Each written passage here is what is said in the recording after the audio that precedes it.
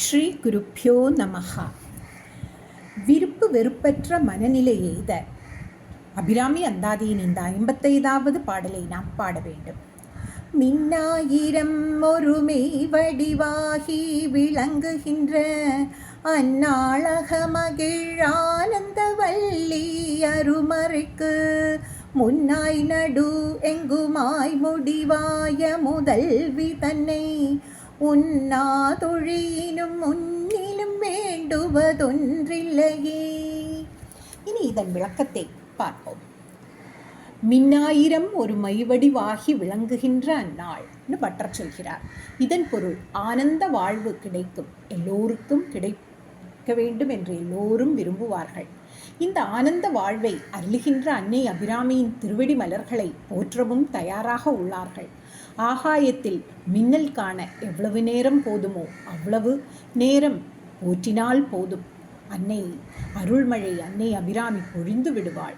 மின்னலை தரிசிக்கும் நேரம் அன்னையை சிந்தித்தால் போதும், அருள் பெறலாம் என்கிறார் பட்டர். அன்னையின் எழில் உருவம் ஆயிரம் மின்னல்கள் ஒன்று சேர்ந்த ஒப்பற்ற ஒளி வடிவமானது.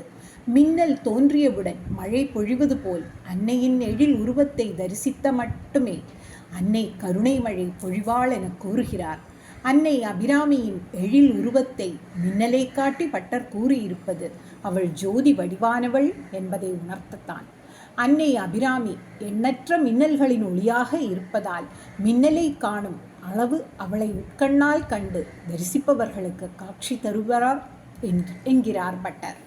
அன்னை அபிராமி வேதத்தை தந்தவள், வேதம் வடிவானவளும் அவளே, வேதத்தின் மூலமும் அவளே, வேதத்தின் நடு அவள், வேதத்தின் முடிவும் அவள்தான். இதைத்தான் பட்டர் அருமறைக்கு முன்னாய் நடு எங்குமாய் முடிவான முதல்வி என்கிறார். அகமகிழ் ஆனந்த வல்லி என்கிறார் பட்டர். அம்பாளை உள்ளத்துக்குள் வைத்து தியானிப்பவர்களுக்கு நிஜமான ஆனந்தம் உண்டாகும். ஆனந்தம் இரு வகையானது.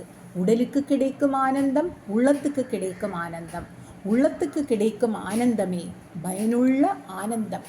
அம்பாளாகிய ஆனந்த கொடி போல் சுற்றிக்கொண்டு நிரந்தர நீங்காத இன்பம் தருவாள் என்று பட்டர் அகமகிழ் ஆனந்த வல்லி என்ற சொல் மூலம் கூறுகிறார். அகத்துக்குள் கொண்ட அகமே ஆனந்தமாகி விடும் என்கிறார். இருமறைக்கு முன்னாய் நடு எங்குமாய் முடிவாய முதல்வி தன்னை பட்டர் சொல்கிறார். இதன் பொருள் அறிவதற்குள்ள ஞானம் வேதம். இந்த வேதத்தின் முதலாய் நடுவாய் முடிவாய் விளங்குபவள் அன்னை அபிராமி. அருமறை என்றால் கடல் போல் விரிந்து கொண்டு போவது. அன்னை அபிராமி ஒரு மறை வடிவில் இப்படி விரிந்து விளங்குகின்றாள் என்பதை அருமறைக்கு முன்னாய் நடு எங்குமாய் முடிவாய் முதல்வி என்று பட்டர் கூறுகிறார். உண்ணாது ஒழியினும் உன்னினும் வேண்டுவது ஒன்றில்லையே என்று பட்டர் கூறுகிறார். அன்னை அபிராமியை அறிந்து வழிபட்டாலும் அறியாமல் வழிபட்டாலும் இதற்குள்ள லாபம் நஷ்டம் எதுவும் அவளை சேராது, அவரவர்களைத்தான் சேரும். நாம் நல்வாழ்வு வாழ நமக்கு நாமே ஏற்படுத்தி கொள்ள வேண்டும். இதற்கு தற்காப்பு தான் இறை வழிபாடு. இந்த வழிபாட்டால் நமக்கு தான் நன்மையே தவிர இறைவனுக்கு ஏதும் நன்மை இல்லை என்று பட்டர் இந்த பாடலின் மூலம் உணர்த்துகிறார்.